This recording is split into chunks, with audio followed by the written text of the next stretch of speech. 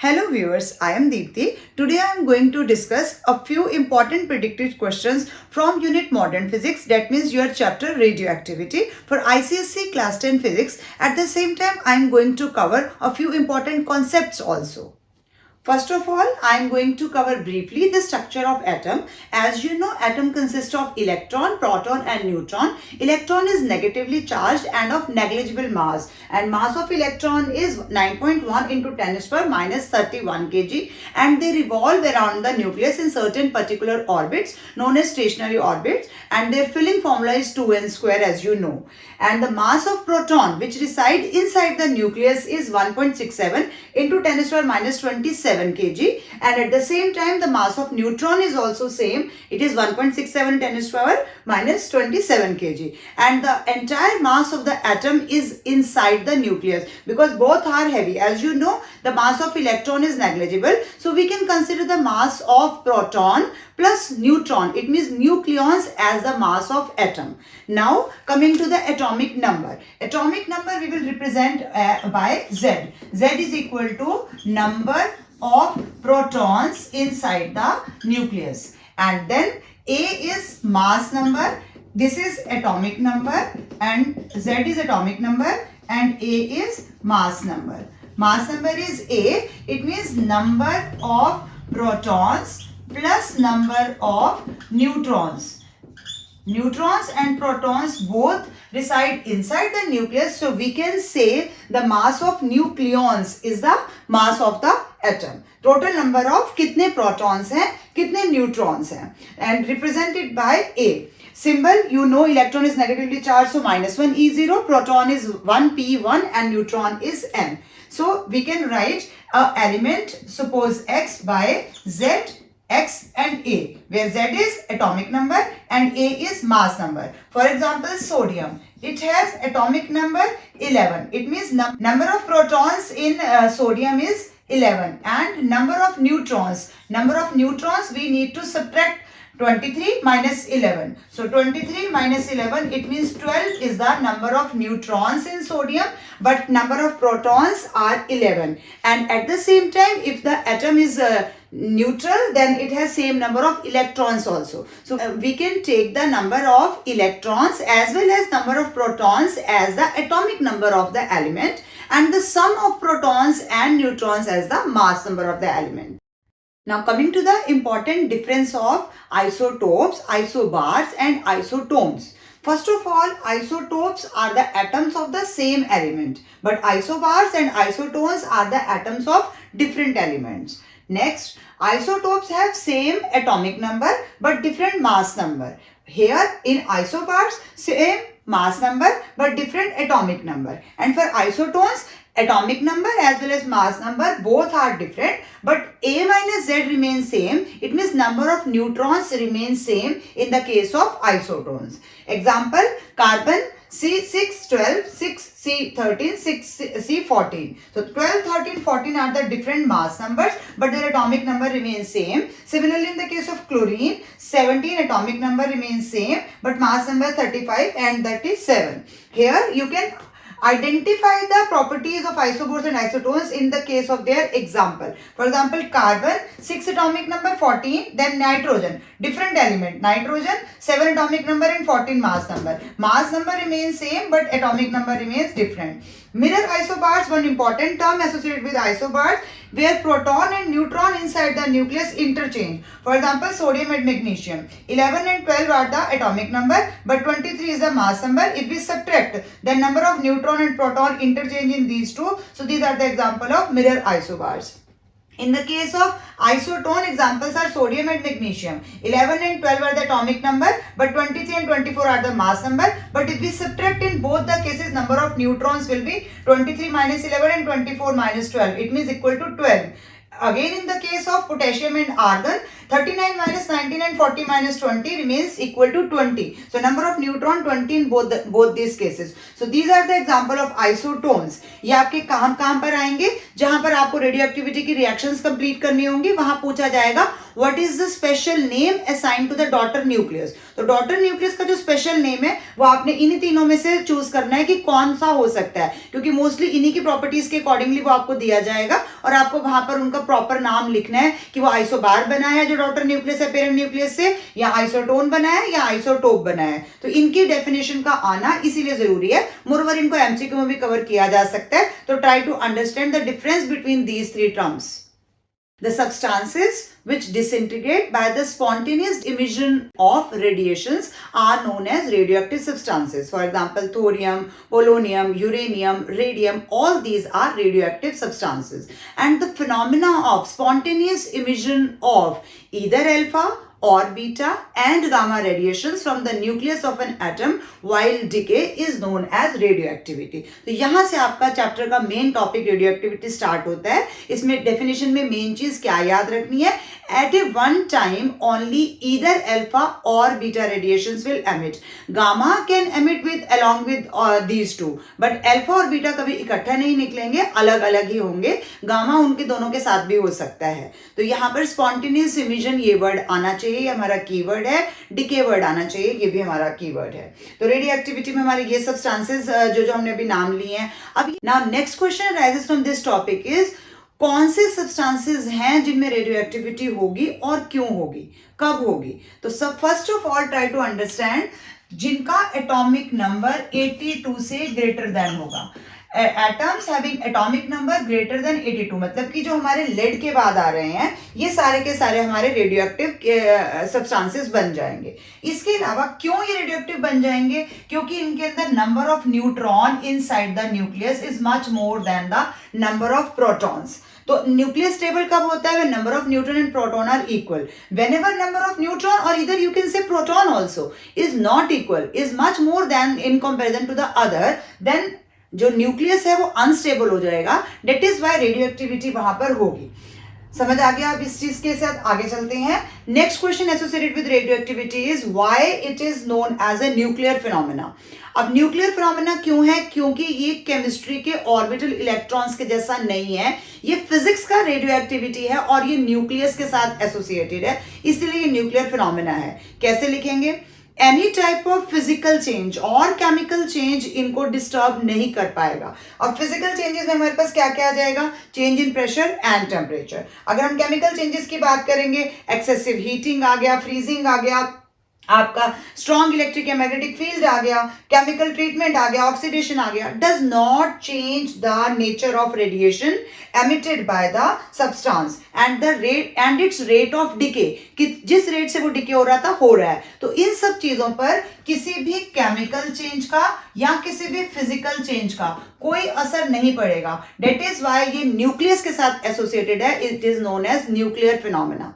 Next question associated with this is why radioactivity is a random phenomena. Random phenomena क्या होता है कि हमें पता ही नहीं है कब क्या हो जाएगा। तो रैंडम क्यों है, because there is no law by which the disintegration of individual nucleus can be known to us. हमें पता ही नहीं है कब किसका कौन सा न्यूक्लियस डिके हो जाएगा, डिसइंटीग्रेट हो जाएगा। That is why it is also known as random phenomena. Two reasoning time question associated with radioactivity. अब रेडियो एक्टिविटी में एमिशंस जब हमने पढ़ा कि कौन कौन से निकल रहे हैं, अल्फा, बीटा और गामा। तो अल्फा और बीटा ही होगा, कभी भी दोनों इकट्ठे नहीं होंगे। हालांकि यहां पर आप एंड लिख सकते हो गामा के साथ में। अब इन तीनों रेडिएशंस की क्या क्या प्रॉपर्टीज हैं, इन प्रॉपर्टीज से हम कैसे अपनी पेरेंट रिएक्शन से, पेरेंट न्यूक्लियस से डॉटर न्यूक्लियस की तरफ जाएंगे, ये अब हम देखते हैं। Rutherford experimentally studied the nature of these three radiations. Whenever the radiations coming out from the radioactive substance are subjected to either electric or magnetic field, they separate into three distinct paths. Whenever their direction is perpendicular to the direction of their path, मतलब magnetic field in a direction perpendicular to their path. तो यहाँ you can see magnetic field is in the inward direction. So according to the Fleming left hand rule, when magnetic field in the inward direction, then the radiations which turn toward left are alpha radiations. Alpha means positively charged, which bend toward left are alpha radiation and which bend toward right are beta radiations. and beta radiations are negatively charged and alpha radiations are positively charged, and those which goes undeviated are known as gamma radiations. This is the question which can be asked in your examination also, either magnetic field or effect in the electric field also. So in the electric field, whenever radiations which are bending towards the negative plate are positively charged, means alpha particles, and radiations which bend towards the positive plate, it means they themselves are negatively charged and these are beta particles, and those which go undeviated are gamma radiation.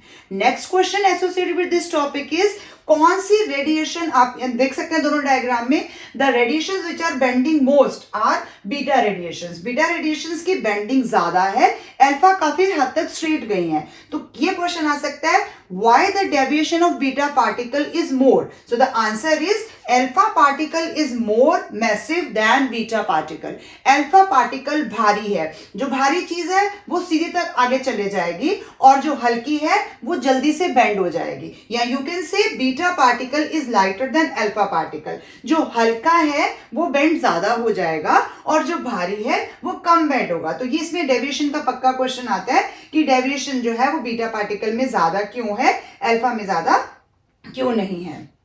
Whenever the distinction is asked between alpha, beta and gamma radiations, two questions are more prominent, although there are many questions on the base of their nature, speed, rest mass, charge, specific charge, wavelength, effect of electric and magnetic field, ionizing power, penetrating power, stopping substance and biological damage. You need to understand all these distinctions. But two questions which are very prominent are arrange alpha, beta and gamma radiation according to their ionizing power. तो जब ionizing power की बात होगी तो उसमें कौन जीत जाएगा, उसमें अल्फा जीत जाएगा. अल्फा की ionizing power 100 times more than beta and 10,000 times more than gamma. Ionising power में अल्फा जीत जाता है. पेनिट्रेटिंग पावर में हमारी जो गामा है उसकी सबसे ज्यादा होती है. तो गामा की penetrating power is 100 times more than beta and beta की 100 टाइम्स मोर देन अल्फा. तो बीटा दोनों ही केसेस में बेचारा बीच में रह जाता है. आयनाइजिंग पावर में अल्फा जीत जाता है और पेनिट्रेटिंग पावर में गामा जीत जाता है. That is why biological damage की अगर हम बात करेंगे तो पेनिट्रेटिंग पावर गामा की ज्यादा होने की वजह से हमारे लिए सबसे ज्यादा बायोलॉजिकली डैमेज गामा रेडिएशंस होती हैं. बट हमने लर्न और अंडरस्टैंड सारे डिस्टिंक्शन पॉइंट करने हैं, इनमें हमारे को कोई भी वैल्यू पूछी जा सकती है. Now, what are the changes in the nucleus of an atom, of a radioactive atom, while decaying alpha or beta and gamma radiation? So, first of all, we will discuss alpha radiation. अब alpha अपने आप में होता क्या है? It is a doubly ionized helium atom, means 2He4. तो अगर helium atom decay होगा, किससे, पेरेंट न्यूक्लियस को हम ZXA से डिपिक्ट कर लेते हैं. इसमें अगर अल्फा पार्टिकल निकल रहा है, एमिट हो रहा है, तो अल्फा एमिट हो रहा है मींस 2He4 एमिट हो रहा है. तो what is the daughter nucleus. Daughter nucleus पहले तो एटम डिफरेंट हो जाएगा, तो हमें यहाँ पर x की बजाय y लेना है, या p है तो q लेना है. इसके अलावा atomic number decreases by 2, Z-2 and mass number decreases by 4. इसके हम साथ में एग्जांपल भी लर्न करेंगे. इसके अलावा बीटा के केस में क्या हो जाएगा, पेरेंट न्यूक्लियस हम ZX से ही ले लेते हैं. इसमें अगर बीटा डिके हुआ तो बीटा क्या है, इलेक्ट्रॉन, -1E0.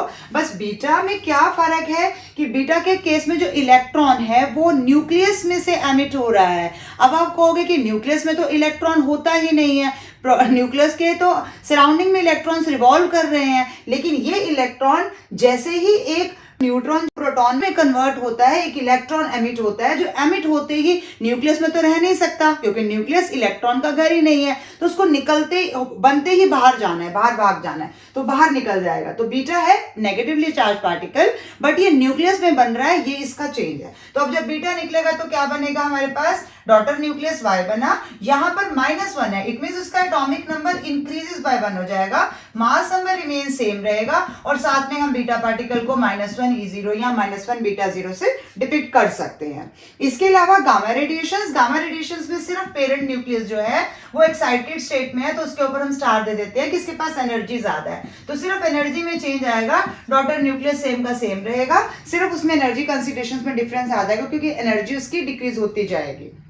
तो अल्फा के निकलने से atomic number decreases by 2, mass number decreases by 4 होगा।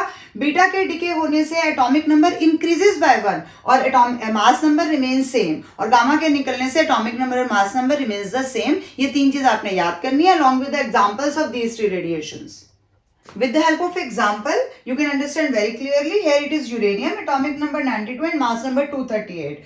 हमने क्या पढ़ा है कि हीलियम निकलेगा, डब्ल्यू आयोनाइज्ड हीलियम जब निकलेगा तो एटॉमिक नंबर डिक्रीजेस बाय 2, यानी कि 92 में से 2 कम हो जाएगा, एटॉमिक नंबर में 2 रिड्यूस हो जाएगा और मास नंबर में 4 रिड्यूस हो जाएगा, तो 234। ये हमारे पास थोरियम का न्यूक्लियस आ गया, तो थोरियम एटम बन गया जिसमें 90 एटॉमिक नंबर और मास नंबर 234 हो जाएगा, और अल्फा पार्टिकल हमारा साथ में एमिट हुआ है। सिमिलरली जब बीटा पार्टिकल डिके होगा तो न्यूट्रॉन जो है वो प्रोटॉन में कन्वर्ट हो रहा है, तो न्यूट्रॉन कन्वर्टिंग इनटू प्रोटॉन। अब क्योंकि मैंने अभी आपको बताया कि वो न्यूक्लियस में तो नहीं रह सकता क्योंकि इलेक्ट्रॉन निकला है साथ में, तो वो निकलते ही न्यूक्लियस से एमिट हो जाएगा बाहर बीटा रेडिएशंस बन के। और गामा रेडिएशंस के केस में तो आपको पता है सिर्फ एनर्जी कंसिडरेशन में फर्क आएगा और एटॉमिक नंबर और मास नंबर सेम रहेगा। अब इस चीज को हम एग्जांपल की मदद से समझने की कोशिश करते हैं, जहां पर कभी 2 अल्फा या बीटा या गामा रेडिएशंस निकल रही हैं, तो एटॉमिक नंबर और मास नंबर में क्या डिफरेंस आ जाएगा। Try to understand these nuclear changes with the help of these example. Here, first of all, ZXA is our parent nucleus. Now, after beta particle emission के बाद atomic number increases by 1. Atomic number increases by 1 means Z से Z plus 1 हो जाएगा and mass number remains same. Now, after gamma emission, gamma के निकलने के बाद कोई change ही नहीं आएगा, same atomic number, same mass number, सिर्फ energy conservation के लिए हम स्टार लगा सकते हैं। नेक्स्ट अल्फा एमिशन होने के बाद हमारा एटॉमिक नंबर डिक्रीजेस बाय 2, तो अभी इनिशियली क्या है Z plus 1 है तो -2 हो जाएगा, -2 का मतलब यहाँ क्या रह गया Z minus 1, 1 plus 1 -2, तो यहाँ atomic number Z minus 1 and mass number is A -4 क्योंकि अल्फा एमिट हुआ है। अब बीटा एमिट हुआ, बीटा एमिट होने का मतलब +1, तो Z -1 है और +1 हम इसके अंदर दोबारा कर देंगे बीटा के एमिशन होने का, तो यहाँ पर एटॉमिक नंबर Z आ जाएगा और मास नंबर हमारे पास अभी क्या है A -4, और बीटा के एमिट होने से मास नंबर में कोई चेंज ही नहीं आना, तो A -4। तो जो X4 हमारे पास डॉटर न्यूक्लियस आया है उसका एटॉमिक नंबर Z है, रिमेन सेम है, और मास नंबर जो है वो चेंज आ गया। अगर पेपर में क्वेश्चन पूछा जाता है कि इन दोनों का स्पेशल नेम क्या है साइन किया जा सकता है, जिसमें हमारा एटॉमिक नंबर सेम रह रहा है और मास नंबर डिफरेंट हो रहा है, तो ये क्या हो गए, आइसोटोप्स हो गए। आइसोटोप्स में एटॉमिक नंबर सेम रहता है, हम करते हैं ना 1H1, 1H2, 1H3, protium, deuterium, tritium, तो एटॉमिक नंबर सेम रहता है, मास नंबर अलग हो जाता है। यहाँ पर एटॉमिक नंबर इन दोनों का सेम है और मास नंबर A और A -4 हो गया, यानी ये आइसोटोप है। तो daughter nucleus is the isotope of parent nucleus. Second example में आपके पास Z है पेरेंट न्यूक्लियस, जिसमें गामा अल्फा एमिशन हुआ तो X1 फिर X2 X3 बना, और इसमें हमें एटॉमिक नंबर और मास नंबर सिर्फ लास्ट वाले का दिया हुआ है, तो लास्ट वाले का दिया है तो इसमें हम क्या करेंगे, हम रिवर्स करेंगे। जैसे हम अल्फा के एमिट होने से -2 और -4 करते हैं तो यहाँ पर हम +2 और +4 करेंगे, और अगर हम बीटा के एमिशन होने से +1 करते हैं तो यहाँ पर हम -1 करेंगे। तो अब इसमें हमें उल्टा आना है, तो उल्टा आने के लिए अब देखिए यहाँ पर सबसे पहले अल्फा एमिट हुआ है, अल्फा एमिट होने से पहले ये कितना होगा, -2 होने के बाद वो हुआ है, यानी अब हम क्या करेंगे 82 + 2 करेंगे और ऊपर 206 में भी +4 करेंगे, तो इट मींस 210 हो जाएगा, और नीचे 82 + 2 करेंगे तो कितना आ जाएगा आपके पास 84 आ जाएगा, तो 84 हमारा आ गया। अब बीटा एमिशन हुआ है, बीटा एमिशन का मतलब क्या होता है, हम -1 लेते हैं, लेकिन यहाँ पर हम क्या लेंगे, उसमें हमने क्या किया था +1 करते हैं, यहाँ पर हमने क्या किया था +1 किया था बीटा के, यहाँ पर हम -1 करेंगे, यानी X2 का क्या हो जाएगा 83, और मास नंबर में कोई चेंज ही नहीं आएगा। अब गामा एमिट होने से पहले ये कितना था, कुछ भी चेंज नहीं आएगा, सेम एटॉमिक नंबर और सेम मास नंबर रहेगा। अब अल्फा एमिट हुआ है, अल्फा एमिट होने से पहले ये कितना था, -2 होने के बाद ये है, तो +2 करेंगे तो 83 में +2 करेंगे तो 85 हो जाएगा, और 210 है तो इसमें +4 करेंगे तो 214 हो जाएगा, यानी हमारा पेरेंट न्यूक्लियस जो है उसका एटॉमिक नंबर 85 और मास नंबर 214 है, जब हमारा डॉटर न्यूक्लियस जो है वो 82 और 206 के हिसाब से बन जाएगा। तो ये आपका यहाँ पर हमने उल्टा आंसर ऐसे लेकर आना है, आप चाहो तो आप नीचे स्टेप बाय स्टेप लिख करके इस इक्वेशन को कंप्लीट कर सकते हैं। Again try to comprehend, here ZXA is parent nucleus, X1 after alpha emission, तो अल्फा एमिशन हुआ है, अल्फा एमिशन से ये डॉटर न्यूक्लियस बना है, तो क्या है Z -2 and A -4। Now gamma के बाद कोई चेंज ही नहीं आना, तो Z -2 and A -4। Again alpha होने से क्या हो जाएगा, अब again -2 and -2, it means Z -4 and A -4 and -4, it means A -8. तो हमारा जो डॉटर न्यूक्लियस है उसका एटॉमिक नंबर Z -4 और मास नंबर A -8 आ जाएगा.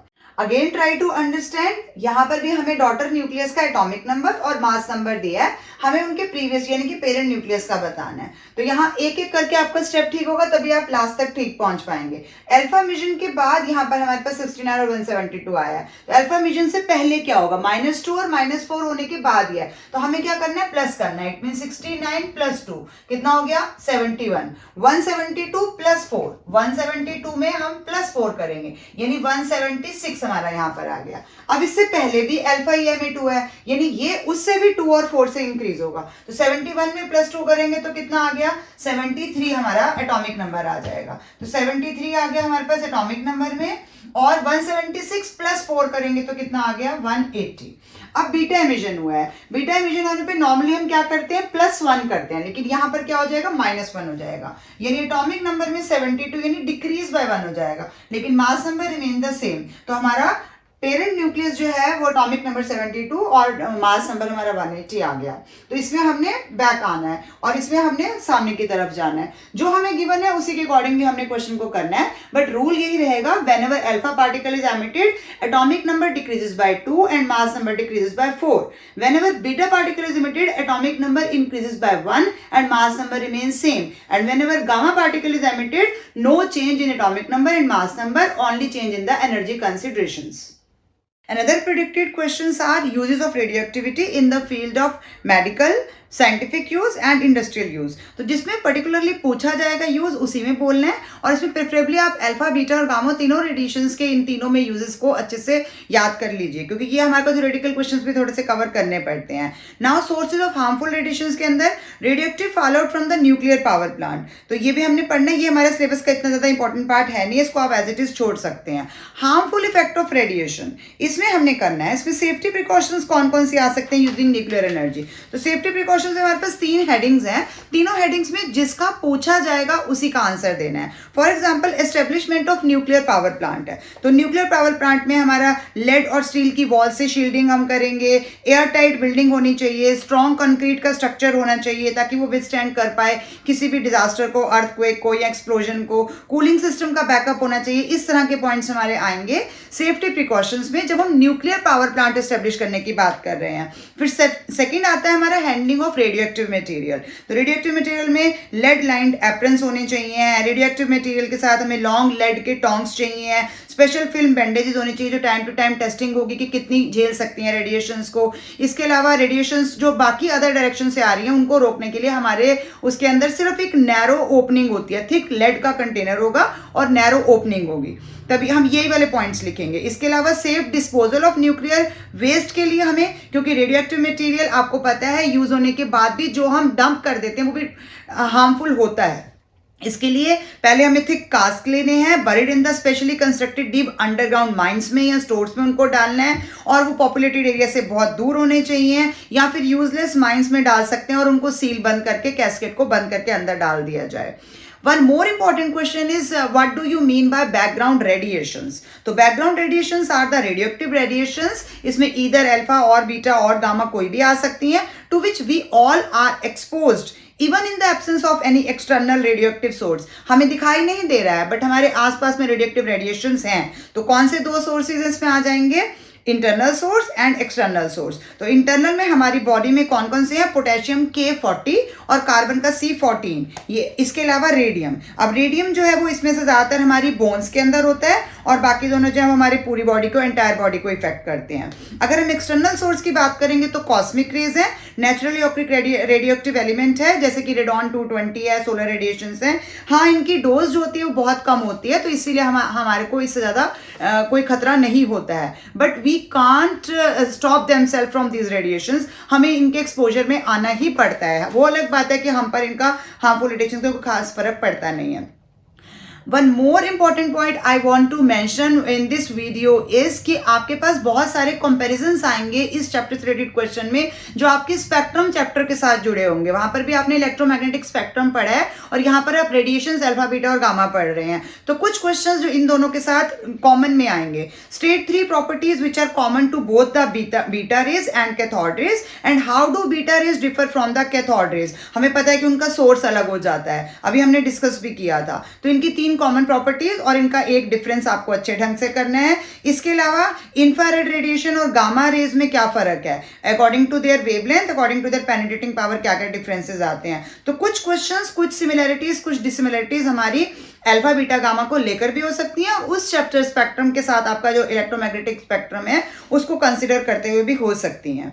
इसके अलावा आपको कोई भी आइसोटोप से रिलेटेड प्रॉब्लम कोई भी अगर आप मुझे बताएंगे कमेंट सेक्शन में तो मैं उसको सॉल्व करने की कोशिश करूंगी। फ्यूजन फिजन में आपके पास इंपॉर्टेंट क्वेश्चंस जो कवर हो सकते हैं, what is the meaning of nuclear fusion, nuclear fusion दोनों का मीनिंग आ गया। इसके अलावा आपने याद क्या रखना है कि फिजन में हैवी न्यूक्लियस स्प्लिट होता है और 2 लाइटर न्यूक्लियाई बनते हैं, और फ्यूजन में 2 लाइटर न्यूक्लियाई कंबाइन होते हैं और एक न्यूक्लियस बनता है। तो दोनों में उल्टा नहीं लिख देना है। और इसमें कितनी एनर्जी रिलीज हो रही है, E is equal to delta M C square का जो बहुत इंपॉर्टेंट क्वेश्चन है वो भी आपने करना है। What do you mean by nuclear energy, ये भी आपने करना है। Energy equivalent to mass 1 kg में कितना होता है, 2.5 इंटू 10⁻10 किलोवाट आवर है। चाहे इनकी डेरिवेशंस हम नहीं करेंगे बट हमें मीनिंग जरूर करना है। जैसे 1 AMU is equal to 931 mega electron volt, ऐसे क्वेश्चंस आराम से आपके MCQ में कवर किए जा सकते हैं। फिजन और फ्यूजन की डेफिनेशन के अलावा आप इसकी एग्जांपल्स बहुत अच्छे से प्रिपेयर कीजिए ताकि आपको एग्जांपल करने से पता चल जाए। जैसे इसमें मेन एग्जांपल हमारी जो आती है फिजन में, यूरेनियम 92 to 35 वाला जो एटम है वो डिसइंटीग्रेट हो रहा है। तो कैसे होगा, जब न्यूट्रॉन की बम्बार्डमेंट होगी। तो 0N1 हमारी न्यूट्रॉन होता है जिसकी बम्बार्डमेंट स्लो न्यूट्रॉन से करवाई जाएगी, तो हमारा यूरेनियम का रेडियो एक्टिव सब्सटेंस डिके होना स्टार्ट हो जाएगा। तो इसमें 2 लाइट जो बन रहे हैं वो बेरियम और क्रिप्टॉन के होंगे। अब बेरियम और क्रिप्टॉन के नीचे एटॉमिक नंबर और मास नंबर में से कोई एक आपको गिवन होगा और कोई दूसरा आपको देना होगा। तो इसमें बेटर रहेगा कि आप एटलीस्ट जो बुक में दी है उनकी वैल्यू को थोड़ा सा कर लीजिए। जैसे बेरियम में 56 144 है और क्रिप्टॉन में 36 और 89 है, तो ये आप कर लीजिए। और इसके अलावा 3 न्यूट्रॉन्स और निकलेंगे, जो फर्दर 3 न्यूट्रॉन्स और निकलेंगे तो वो यूरेनियम के साथ दोबारा बम्बार्डमेंट करेंगे और फिजन रिएक्शन कंटिन्यू हो जाएगी और साथ में एनर्जी रिलीज होगी। अब कितनी इसमें 1 AMU से कितनी है, 931 mega electron volt energy release होनी है। और इसमें अगर हम टोटल मान के चलेंगे फ्यूजन रिएक्शन में, तो फ्यूजन में energy release 190 mega electron volt energy release होती है। तो हमें ये चीजें थोड़ी सी याद रखनी है। और दूसरी एग्जांपल्स में हम कंट्रोल्ड और अनकंट्रोल्ड में डिफरेंस करेंगे ध्यान कि इसमें हमारे को एनर्जी जो है वो न्यूक्लियर रिएक्टर में हम तभी यूज कर पाएंगे जब उसकी कंट्रोल्ड चेन रिएक्शन होगी। अगर अनकंट्रोल्ड होगी तो डिस्ट्रक्टिव यूज में चले जाएगी, यानी कि न्यूक्लियर बॉम्बिंग में चले जाएगी। फ्यूजन की बात करेंगे तो 2 लाइट न्यूक्लियर कंबाइन हो रहे हैं और हमारे पास एक हैवी न्यूक्लियस बन रहा है, जिसमें ज्यादातर आपकी एग्जाम्पल जो आती है वो हाइड्रोजन और हीलियम को लेकर आती है कि 1H2 है ड्यूट्रियम और 1H2 ड्यूट्रियम 2 हमने लिए हैं, तो 2He4 यानी हीलियम का आइसोटोप और न्यूट्रॉन बन रहा है और साथ में 3.3 मेगा इलेक्ट्रॉन वोल्ट। अब ये जो 3.3 दिया हुआ है ये हमें अप्रॉक्सीमेटली याद रखने की जरूरत है। सिर्फ हमें पता रखना चाहिए कि हाँ कितनी एनर्जी रिलीज हो रही है, या एनर्जी आप सिर्फ मेगा इलेक्ट्रॉन वोल्ट भी लिख देंगे तब भी चल जाएगा। अब न्यूक्लियर फ्यूजन के केस की लिमिटेशन क्या है, इस पे भी क्वेश्चन आ सकता है कि ये ऑर्डिनरी टेम्परेचर और ऑर्डिनरी प्रेशर पे पॉसिबल ही नहीं है। तो हमें इसके लिए कितना टेम्परेचर चाहिए, एटलीस्ट 10⁻7 केल्विन का टेम्परेचर चाहिए और हाई प्रेशर पे ही ये पॉसिबल होती है। इसीलिए इस रिएक्शन को हमें क्वेश्चन इस तरह से भी आ सकता है, why the fusion reaction is also called thermonuclear reaction. तो हम उसमें यही देंगे, due to thermal agitation acquire sufficient kinetic energy so as to overcome the force of repulsion between when they approach each other. तो high temperature वाला point आप यहाँ पर मेंशन करेंगे। One last most important question from this chapter is कि हमें क्या लगता है कि किस में ज्यादा एनर्जी रिलीज हो रही है, फिजन में या फ्यूजन में। तो यहाँ आपकी बुक में वैसे दिया भी हुआ है, फिर भी मैं ये पूरा आपको आंसर एक बार समझाने की कोशिश कर रही हूँ। फॉर ए गिवन मास, अगर हमें थोड़ा सा मास दिया हुआ है तो energy release due to fusion of light nuclei is much more than the energy released due to fission of same mass of a heavy nucleus. पढ़ने से हमें ऐसा लग रहा होगा ना कि फिजन में ज्यादा एनर्जी रिलीज हो रही है. The reason is date for the same mass, क्योंकि वो बहुत हल्के हैं, तो वो एक हैवी न्यूक्लियस में कितने सारे हल्के आ जाएंगे, तो इट मीन्स हमारी ज्यादा एनर्जी फ्यूजन में हमें मिलती है. The reason is date for the same mass the nuclear of light nucleus is much more than the number of heavy nucleus. Hence the energy obtained per unit mass in fusion is much larger than the energy obtained per unit mass in fission. तो हमें ज्यादा energy, अगर हम per unit mass बोल रहे हैं, तो fusion में ही मिल रही है, फिजन में कंपैरेटिवली कम है. बाकी किस किस पे बेस्ड आते हैं, न्यूक्लियर फिजन पे हमारा न्यूक्लियर बॉम्ब बेस्ड है, और हाइड्रोजन बॉम्ब जो है वो न्यूक्लियर फ्यूजन पे बेस्ड है. इसके अलावा इनके डिफरेंस में और भी कुछ इंपॉर्टेंट पॉइंट्स दिए गए हैं, उसके लिए आप अपनी बुक रेफर कर सकते हैं. मैं आपका ज्यादा टाइम वेस्ट नहीं करवाऊंगी इसके लिए. I hope now I am able to make you understand all the important questions related with this chapter. Thank you for watching till the end. Keep watching, sharing and subscribe to my channel अगर आपने अभी तक नहीं किया है. Thank you.